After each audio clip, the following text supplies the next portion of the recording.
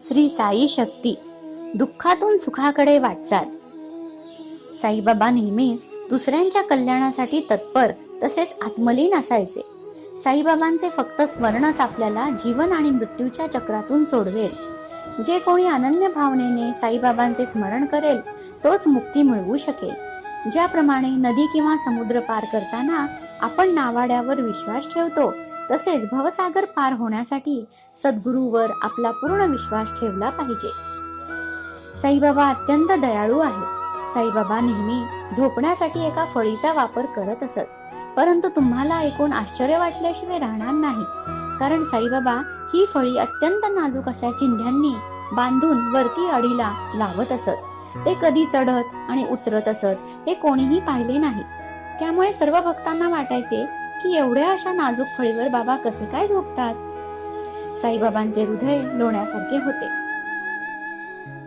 जे लोक त्यांना ओळखत नव्हते त्यांना सुद्धा बाबांनी मदतच केली. अत्यंत साधे असे राहणीमान असलेले साईबाबा आरंभी गावात भिक्षा मागत फिरायचे. कोणी त्यांना वेडा फकीर देखील म्हणायचे, परंतु साईबाबा कधीही कोणाला उलट बोलले नाहीत. साईबाबांचे आई वडिलांबद्दल काहीही माहिती नाही. साईबाबा एक अगाध शक्ती असलेले अष्टसिद्धी प्राप्त असे पूर्ण प्रेम स्वरूप मूर्तिमंत होते. त्यांच्या मनात सर्व सृष्टीबद्दल अपार अनंत अवर्णनीय असे प्रेम साचले आहे.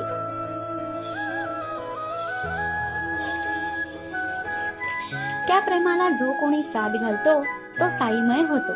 कोणत्याही भक्ताचे संकट साईबाबांना आधीच माहीत असते आणि ते त्याला त्यातून अलगद बाजूला करतात.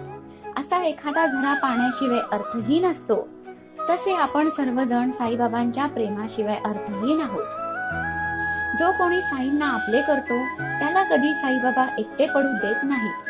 अशी खूप सारी उदाहरणे आहेत की ज्यात आपल्याला विश्वास बसतो की साईबाबा या जगात खरोखर ईश्वरी अवतार आहेत.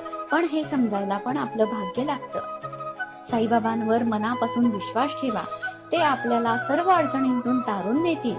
तुमच्या मनातील सर्व भावना साईबाबांसमोर व्यक्त करा. साईबाबा आपली आई आहे असे समजा. मग बघा साईबाबा तुमच्यासाठी कसे धावून येतात ते. श्री सद्गुरू साईनाथ महाराज की जय. जय श्री साईराम.